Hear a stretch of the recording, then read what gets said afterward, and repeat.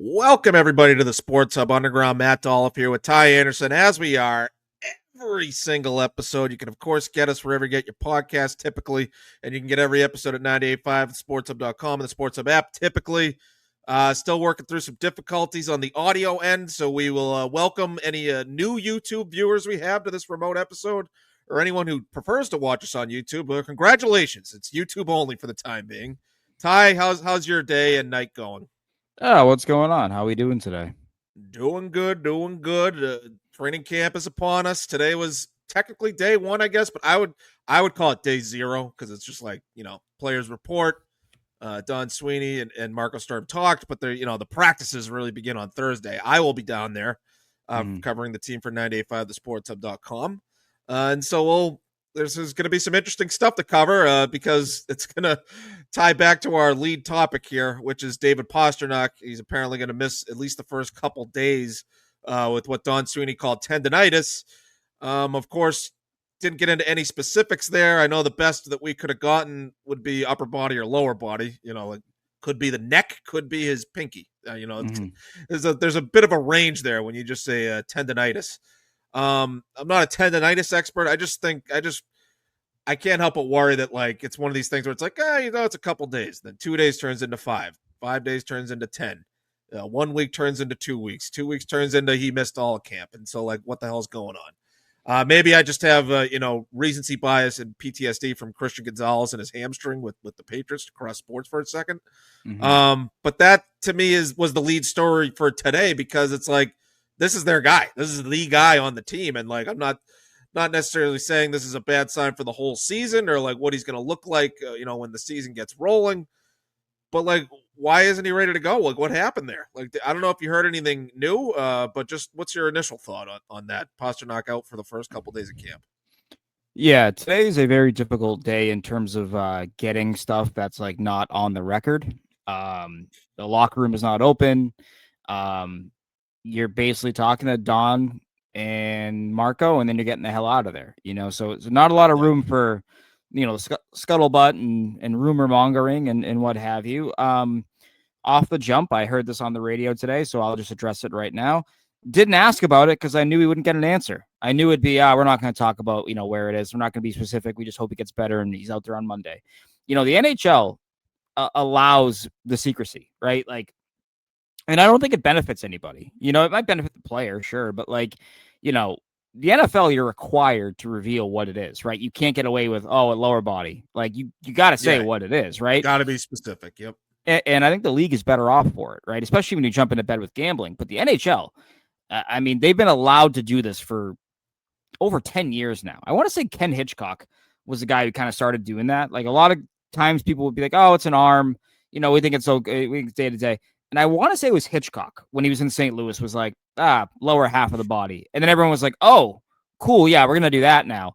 And it became the norm and it's just been accepted, I will outright say that, we don't like it. Reporters do not like it because it's very vague, but the NHL as a league has shown no interest in coming off of that stance. And so a lot of times asking for specifics, if you're not with that player directly, is a waste of time. And so, I'll tell you this, even at the end of the year, I was talking to a player and I had heard he was hurt. And I said, oh, what's bothering you? He's like, just some bumps and bruises. And I was like, specific? And he's like, that I want to say. I'm like, okay. It's just become accepted, right? So we're not going to find out what it is regardless, unless Pastrnak himself wants to tell us what it is. But yeah, when it comes to your concerns about it, Matt, I don't know, man. 5 years ago, Bergeron had a groin injury that lingered in training camp and, he was good to go and had a good season, for the team, obviously. And so that was the 2019 season, I believe, was when that happened. He had a chronic groin injury, but Pasternak's training, I don't think this is a out of shape thing, right? So talking to him when he arrived back in Boston, he picked up cycling this past offseason. He actually got on a bike, not on just a treadmill or a elliptical, or stationary bike. He got a bike and was biking around, Czech and Sweden this year. He also takes part in a very intense training camp that happens overseas in Sweden. That camp is run by Michael Nylander. William Nylander is part of it. Jasper Bratt is part of it. Basically, a lot of the Swedish Olympic team skaters are in that camp. So this is not him sitting on his ass all summer eating chips and coming into camp out of shape. Like, no, he takes part in that training camp, which is probably one of the better training camps as far as off-season programs go around the world. And he's been skating. So not sure how it popped up, but, I'm not worried until it leads to, we know the first game is not going to be NHLers. The first game is always Providence, basically. You meet the veteran minimum requirement, but it's mainly prospects, minor leaguers, all that. But if we get to game, let's say 3 or 4 of the preseason, when you start to see more NHLers and you're building your chemistry, and he's not out there and he's not skating, that's when I'd be like, okay, what do we got going on here, right? Because I do think they need it. I mean, obviously, Matt, they need him. 100-point seasons in back-to-back years, was involved in 48% of their offense a year ago, like 48 more points than the next closest guy on the team last year. Like you need him, right? And so, yeah, goes without saying. I think you look at it though from like 2 lenses, right? Like you look at it from the lens of, oh, I'm concerned because he's so important, but also B, do we need to grind him in the dust in September, given how important he is for the 82 games that are going to follow this year? Like I'm somewhere in the middle there, but I'm not concerned until it's like we're halfway through the preseason and we've yet to see him. That's when I'm like, all right, running out of daylight here, and you want to start off on a good foot because you begin the year with the back-to-back. Yeah, like I don't want to go another training camp without one of the most important players just not being there. That's my whole thing. And yeah, like my concern wasn't that he was, not putting the effort in or being lazy. Like no, I know yours isn't. I'm just saying like in general. Tendinitis is from overwork and things. So that's probably, what happened based on what you said at this other camp he was at. Yeah. He probably overdid it. And so like, I don't know, that's a little disappointing, but I know, like you said, like, well, we got to see how it goes for the next few days, couple weeks, whatever, and just see how that develops. Maybe he comes right back this weekend or started next week, and then he's back and nothing like everything's the same. Everything's back to normal. So, I mean, I kind of like it. No, but like, of course, it's Pastrnak. That's just out right at the start of camp, right? To get us all in it busy. Right. I mean, I got to be honest with you, man. I kind of like it, if only because it's going to force them to try some new things. It's going to force them to try some new combos, right? Like listen, like I think we all agree that Geeky, Lindholm, and Pastrnak, that's probably your first line, right? Just given how good they were to end the year. I still don't know if Elias Lindholm can make his line mates better, and he's making $7.7 million, whatever it is, right? And Morgan Geeky's now making $5.5 million for the next 6 years. Like, I kind of want to see if these guys can drive a line on their own, or at the very least keep up a similar pace without one of the top 5 players in the world on their line, because if the whole team is just predicated on David Pastrnak being there and putting up 110 points, well, then the whole thing is doomed already. We just lived this a year ago, right?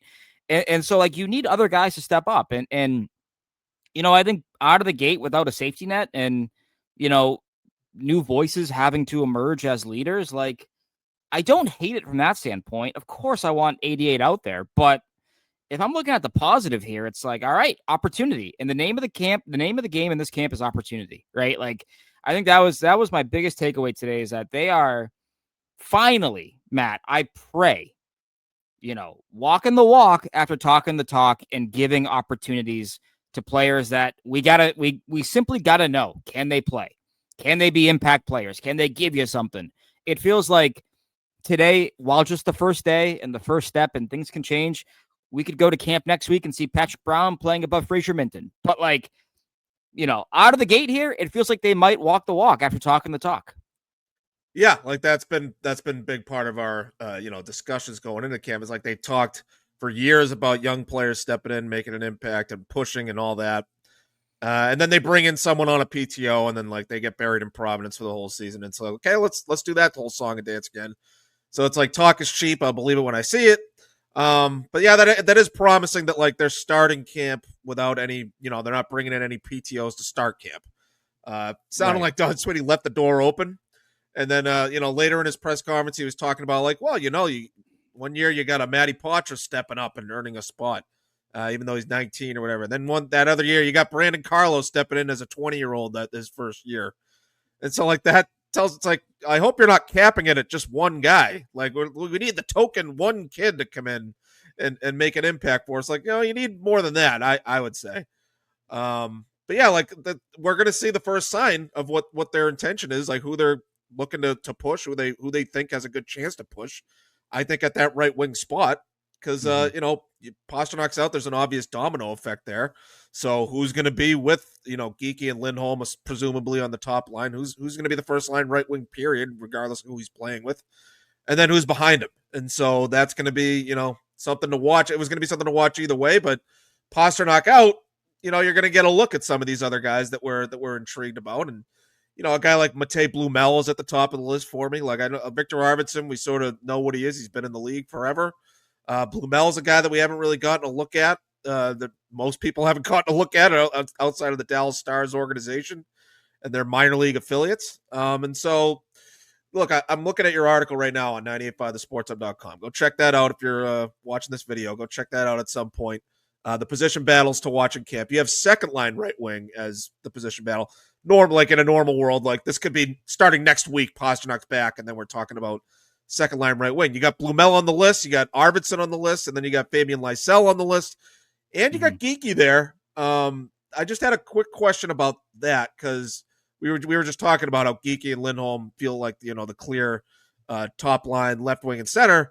If Geekie is your second line right wing, then who's the top line left wing? Is that Zacha slides up there? Like how would you see that playing out? Like it feels like that would create a competition for the top line left wing role. Like what do you think?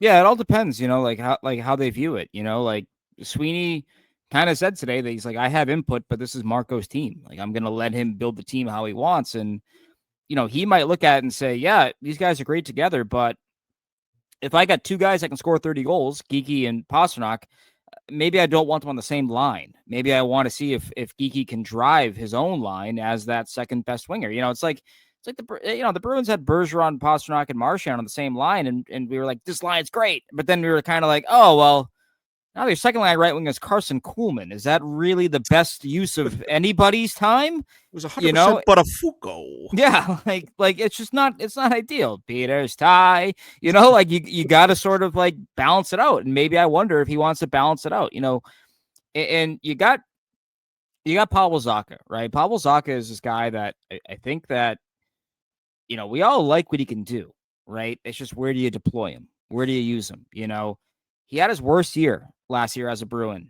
playing without Pastrnak for the most part, but playing in the middle. He was 57 points, 59 points his first year here playing left wing with David Pastrnak. Like, Marco Sturm said today, he goes, I love Zacha as a center, but I don't know if he's going to play there. So like, okay, you put Zacha back at top line left wing and then what do you do on line 2? Does that mean you want to build a Middlestad Geekie kind of 1-2, on that second line? Like that's what I wonder about there. It's like I think that Geekie and Pastrnak together, it's really good for the players.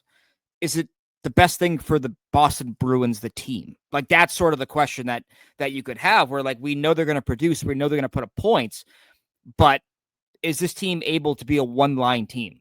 Like I could argue against that, and you could argue against that as well because of how many games they lost last year because they couldn't score when that line was not on the ice. We've been talking about that for years, about how like they could stand to like balance out the lineup more.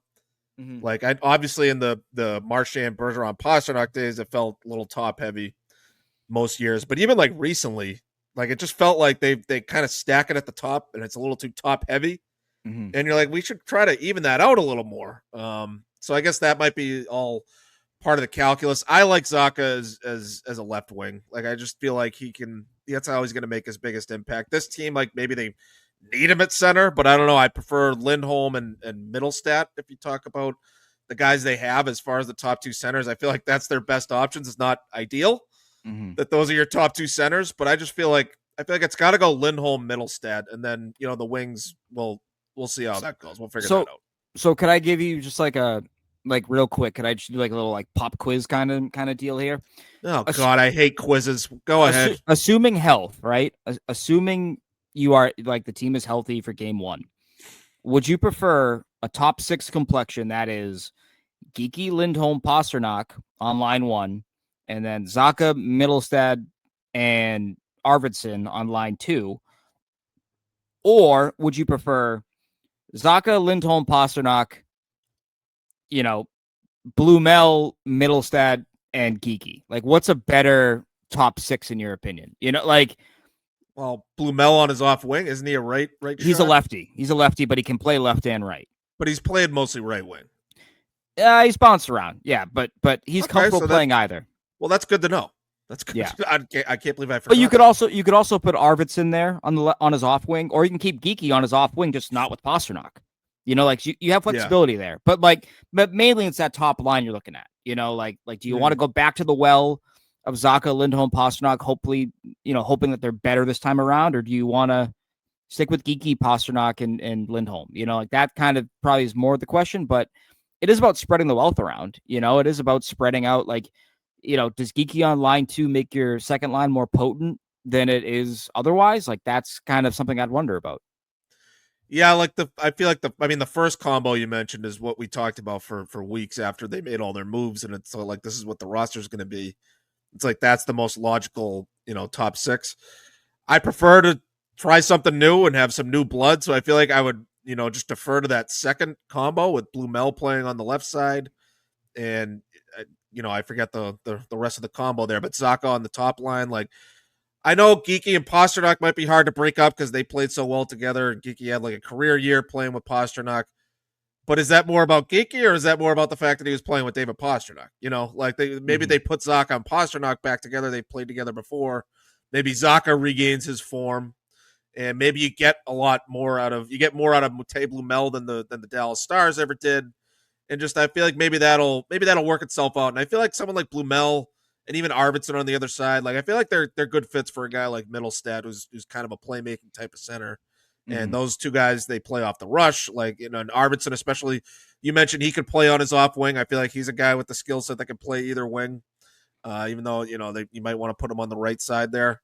Well, so much of Arvidsson is net front, extending plays behind the net. You don't have to be on your natural side to do that. Jake DeBrusk was one of the best in the league at that, and he played left and right wing. Tyler Bertuzzi, another example of a guy who played left and right wing.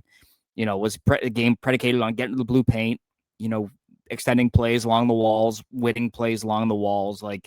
If you can do that, I don't know if it necessarily matters, which side you're playing on. Not to cut you off. It's just it's if your game is predicated on the blue paint, does it really matter which wing you're lining up on? Because you're not ending up there anyways. Yeah. Yeah, but I thought he's good off the rush too, right? He sticks his nose in there. He plays. Yeah, he gets shots on goal, which is good. He's a good skater. Hopefully, he is 32. But that's why he gets hurt all the time, because he's sticking his nose in there all the time. Yeah, I just hope that the cliff hasn't come for him. He is at 32 years old, which is the new 40 in the NHL for some insane reason. But you have to hope that didn't come for him already. But you look at him a year ago, and he didn't exactly thrive with McDavid and Draisaitl. So you kind of look at him and go, okay, if you can't hack it with those guys, how much is in the tank, and what can you really do here to get him going? But if he is good, it's found money, for them. You paid a 5th round pick to get him. It's just I'm just curious how they juice him up a little bit. Is he playing top power play? I imagine he is, but does he also get some run with Pastrnak? Something I wonder, because I think that when you have players like that, like you mentioned Geeky, right? Geeky is a great example of a player that the Bruins saw succeeding in Seattle and even Carolina, and they said, nah, he can be good if we give him ice time. He's not playing enough. He's playing 10 minutes for those teams. Let's give him 15 and see what happens. And they were right about it, right? But on that same token, by that same token, you can do that with a guy like Matthew Blumel or Alex Steves, guys that have been productive in the AHL, but were playing on much deeper organizations like Toronto and Dallas, where it's how are you going to fit that guy in your lineup, right? And so right. I feel like with a lineup like this, right, when you have established guys like Pastrnak and like Zaka and Middlestad, if you're not using those players to help try to bring along a younger, cheaper player who can be another example of found money or the right investment at the right time, then what are you really doing with them? It's kind of like that's just filler, and you don't really need that. It should be about exploring what those players can do. Otherwise, it's a waste of everyone's time. Yeah, I mean, like, and we don't know what Sturm's approach is going to be to all this, right? Like, I don't know if he talked much about it earlier today, but like, is he going to be a guy that wants to roll the same four lines and just stick with it through ups and downs, or is he going to be more like Montgomery, where like he just throws the lines in a blender, he mixes them up from game to game? Like, I don't know if you have any thought or if you have any theories or ideas of what it might be like. He strikes me as a guy that's going to want to roll the same four lines because it's going to be very structured, on both ends of the ice. And so that's my thought on it, but that's what makes the next few weeks like critical to, figure out the right combinations that work. Yeah, he was actually asked about this today. Marco Sturm was, and he says the biggest thing is I have to be patient. He's like, on day one, I want to tell them everything I know about the game and implement my systems right away. He's like, but I got to be patient. And he said that's how you get the big payoff sometimes, is that you have to be patient. If you're constantly, reconfiguring what you have there, you might never actually reach your goal because you're so lost in the process. And he was speaking more about like building the team to be a playoff caliber team, but it all goes hand in hand, right? Like you got to build the foundation first. And this team, they are rebuilding their foundation. It is great. It is the first floor of what they hope is a sky rise or a high rise, like they got to build it and they got to do it the right way. And they got to be patient. You can't just slap it all together and then say, we're a championship team now. Like, no, that's how you're going to crash and crash hard. And so I feel like, that mixed with his comments about younger players and wanting them to do well, like it really does feel like they are going to give a lot of these guys like a longer leash than we've ever seen here. And part of that is by design. I think and necessity, like they have to, because they are not a win now team. But it is interesting, and I think it's something that we haven't seen from a coach here in Boston in a long time, at least with the Bruins. That is, like this is probably the first time they've been asked to like develop younger players since 2007, 2010 maybe. It's been a long time. They were a win now team, and they were about one more cup for insert veteran player here for well over 10 years. And now they're out of that cycle. So that affords them more time, and Don Sweeney's not gonna be able to fire another head coach for at least, 3 years. So, yeah, so please. that also Please buys some time as well.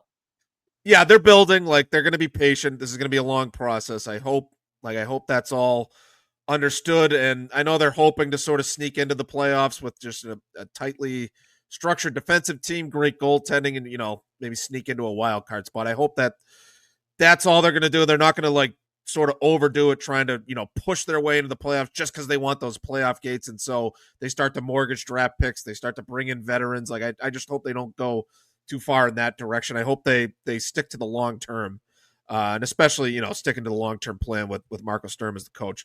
One more topic here. We can get out of here pretty soon, Ty.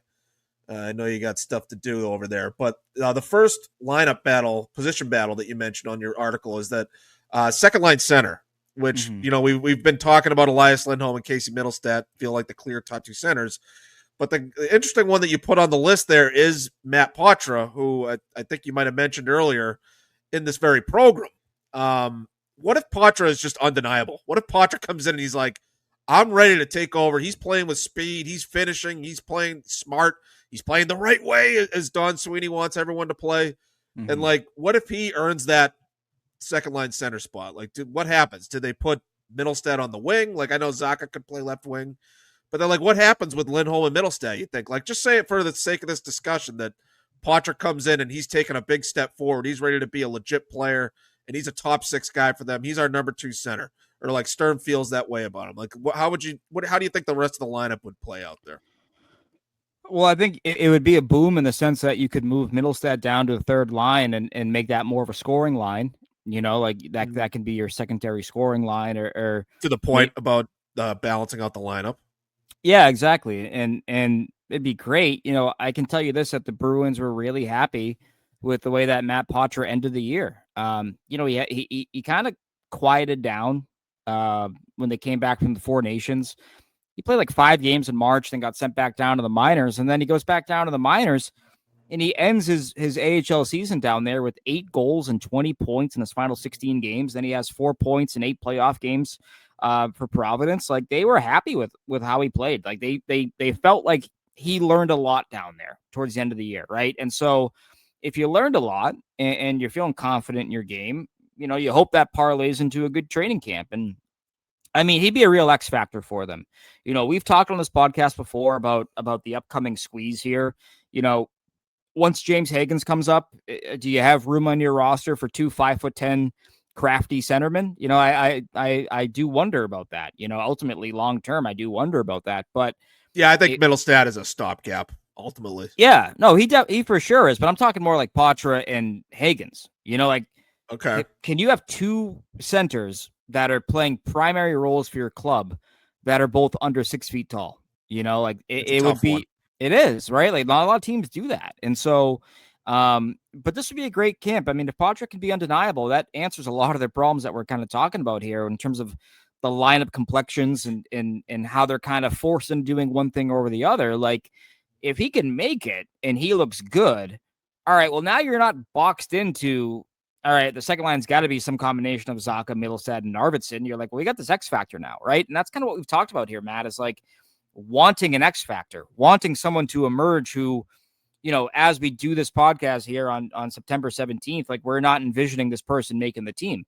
Like, if they can get 1 or 2 surprises, that is what Marco Sturm wants. He said, hopefully we get at least 1 or 2 surprises that make this team out of camp. Patrick could probably be the biggest one in terms of the high ceiling, the impact he can make, because he is somebody who I think can make his line mates better. Like I think before the trade last year, I think Trent Frederick looked his best playing with Matthew Poitras. So like, if he can elevate somebody on his line, I mean, now you're getting gains out of one guy, not just one guy, but 2 guys, right? And that's kind of what they got to do. Like, Don Sweeney said today, like, they're going to have to produce by committee, which I hate anything by committee. It's pretty much a sign that you kind of suck when you say by committee. By committee is a euphemism for they all suck. I mean, think about it. Bullpen by committee sucked. Wide receiver by committee sucked. Running back by committee. Running ace by committee. They all suck. It's not good. It's not it's not a good thing to have.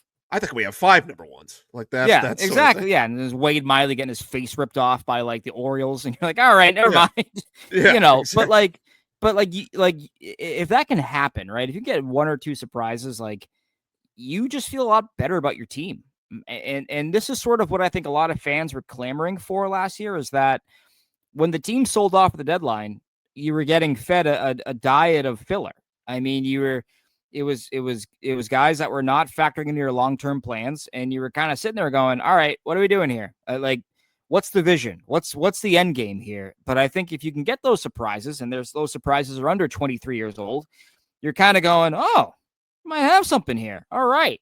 This is either going to be part of our future, or it's going to be the piece we parlay to elevate ourselves from fringe contender to legit contender. And that's what I think the Bruins fan really wants. Like, the Bruins fan wants to see the light at the end of the tunnel. They want to see, the team getting back to contention before guys like Pastrnak and McAvoy and Hampus Lindholm age out. And that can come sooner than people realize. And so I think that, you need something like that. Nothing that we haven't already said in this podcast, I know, but like, if it happens in camp with a new head coach, I think you're feeling a lot better about it than you would, say, a year ago, where you're like, oh, they're going to get 8 games and go back down to Providence, whatever.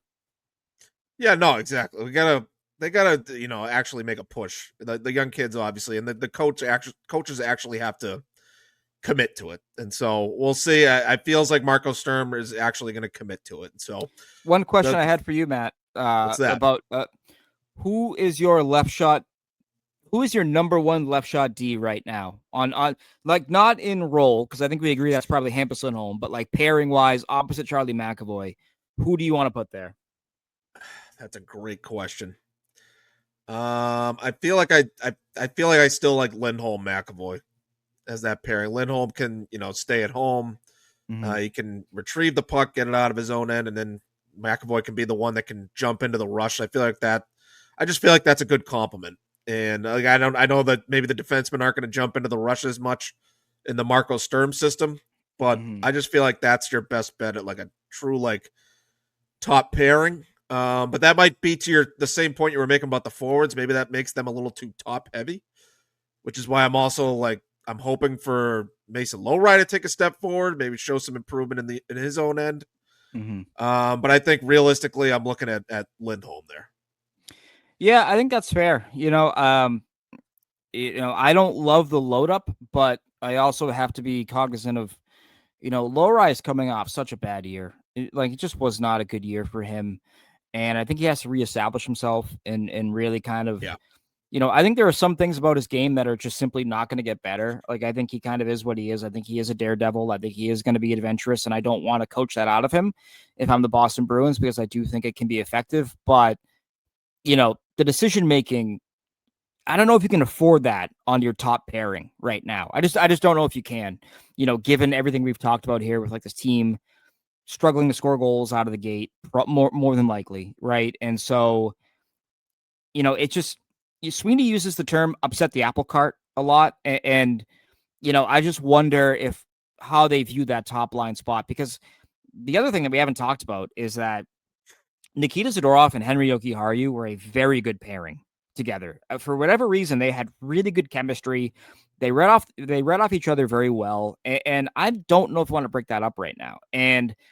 But what I can tell you, though, is that Lowry and Peak was not a very good combination either. So, like, you're kind of picking your poison here, and so I just wonder if the load up with Lindholm and McAvoy might be their best play out of the gate just because of everything else, and you want stability out of the gate, and I don't know if you can get it with Lowry McAvoy right now. You hope that by December, maybe they're ready for that, but out of the gate, you may have to go with what tried and true, Hampus Lindholm opposite Charlie McAvoy. Yeah, I don't need to see Lowry McAvoy just yet. I think put Lowry in a position to succeed as much as you can, put him in offensive situations, put him on the power play.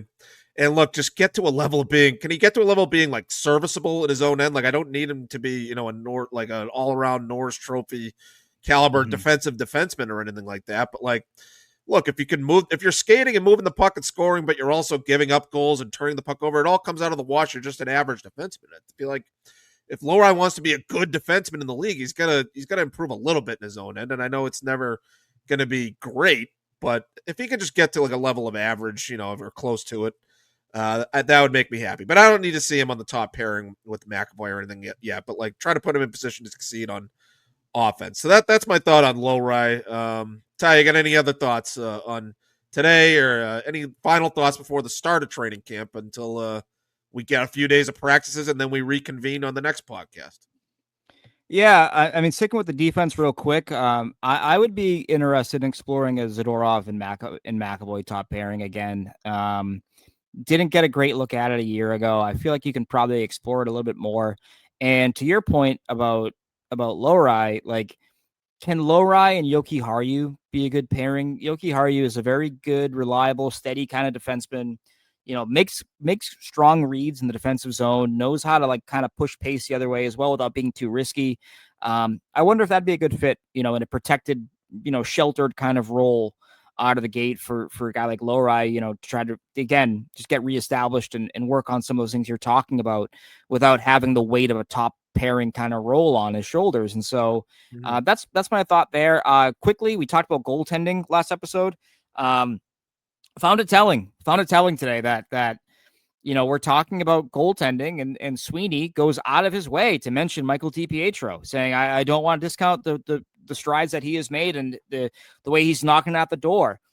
They might do what we're talking about. They might roll 3 goaltenders, or play the odds and say someone would claim DiPietro but not Korpisalo, so we're going to waive Korpisalo. It might happen. If it's a neck and neck camp, that might happen.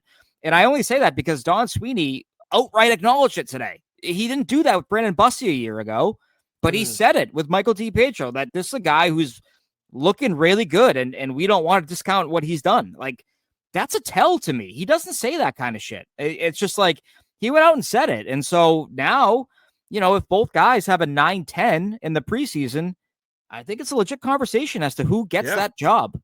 I like DiPietro from what I've seen up close. Like, he's he's small by today's NHL standards for a goaltender, but he's like a skilled and pretty quick, agile goalie, I think. So like, I Yeah. hope he gets a real shot. He's a battler, and those guys, like, I look at Anton Hudobin, I look at Timmy Thomas, I look at, even UC Saros, and I'm not saying Michael DiPietro is UC Saros, but I'm saying, like, when you don't have that size, you got to be a battler, right? And if you are, like, that's how you're going to have career longevity. That's how you're going to make it in the NHL, and you got to see some of that. But I think that they've invested a lot into DiPietro. They really have, and I think that they look at it like, all right, let's say you waive DiPietro and someone claims him. Okay, well, now who's your third goalie, right?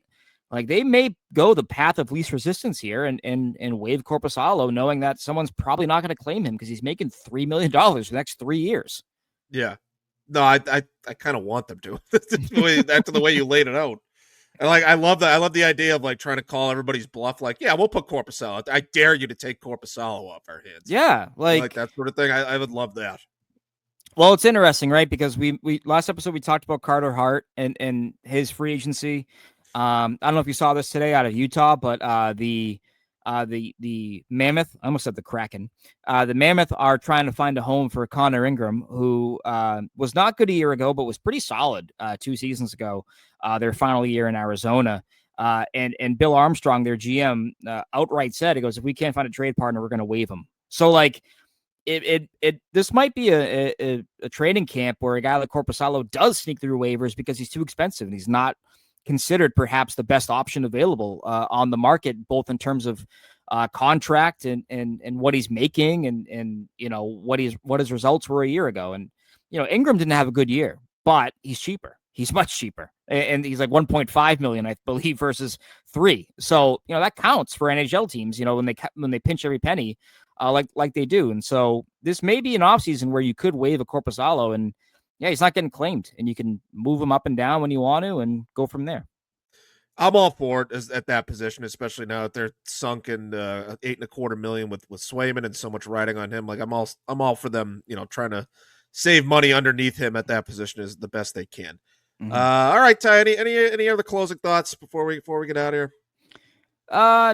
Nope, I don't. It should be a good camp. I just hope that the worst case scenario here, Matt, would be that you have a camp and everyone is ass. You really hope that that guys listen to the messaging right away and they go from there. I will say that I found it encouraging that Marco Sturm said today that players are pissed off about last year still and they're ready to get on their horse. That's what you hope for from Elias Lindholm. I think Elias Lindholm was like borderline too hard on himself a year ago, and I think it hurt his confidence. I would like to see that lack of success turned into anger in production, and so hopefully that is the case for a player like that and a player like Zadorov, Kastelik, you name it, whoever it is. You hope that they're coming in ready to go, and and it's gonna be a better training camp because last year was not a good training camp for them, Matt, and so you just hope it's better. See, I couldn't. This was my first time actually covering Bruins training camp last year, so maybe I'm just new, but I couldn't tell. I thought they looked pretty good. I don't know, like especially with the Zacha, Lindholm, Pastrnak line, like I thought they looked great, and that just never materialized in the regular. I know Lindholm was hurt at the start of the year, but like you tell me, let's go to school for a minute, Ty. Like what do I look for to tell whether they look good or bad out there in practice?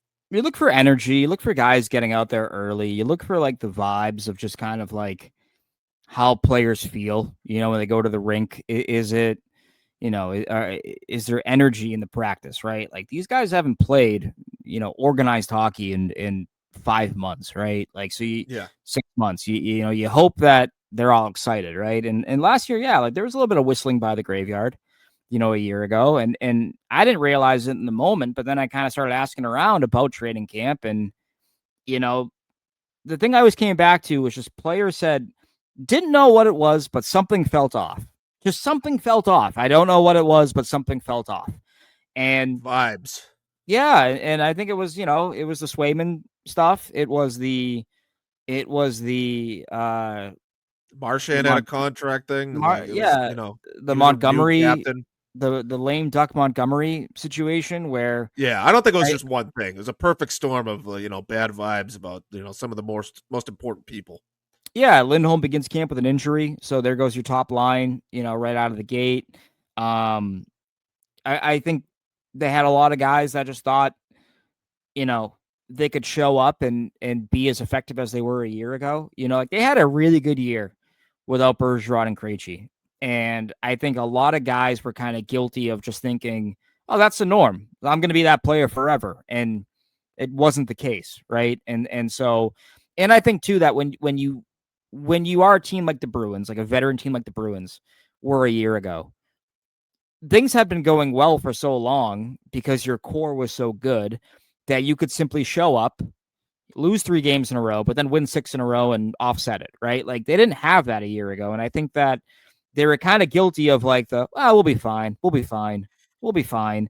And then all of a sudden you're like, hey guys, it's a deadline and you're not fine. So we're going to make a bunch of trades. You know what I mean? Yeah. Like, I feel like that's where Sturm will make a difference. I think he's going to yeah. have urgency, and you told me he's going to be blunt and like direct with the guys, but so I feel like he'll turn to the guy and be like, look, you're not good enough to be acting complacent right now. Like we need to focus and work and that whole thing. So hopefully Sturm is a guy that can get the most out of him and show some urgency.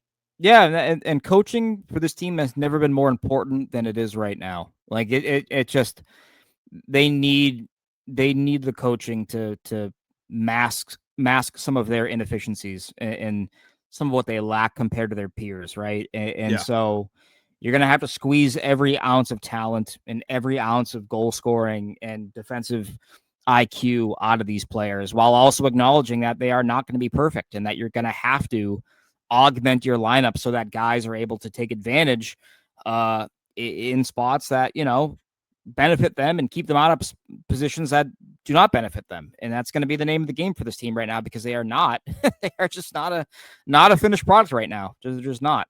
No. Hopefully they're a little bit closer a few weeks from now. All right, Ty. Well, thanks for your time. I know you're gonna be jetting off pretty soon, but I'm gonna be trying to cover for you the best I can. Dollar Store Ty Anderson coming your way at Bruins training camp on Thursday and hopefully Friday as they get started for the season here. And that's that. Hopefully we'll have some good, interesting stuff to talk about, next week or whenever we get to the next podcast. But if you made it this far, thanks. I love you. This is the Sports Up Underground. I am Matt Dolph, and he's Ty Anderson. We'll talk to you again soon. Thanks for listening, folks.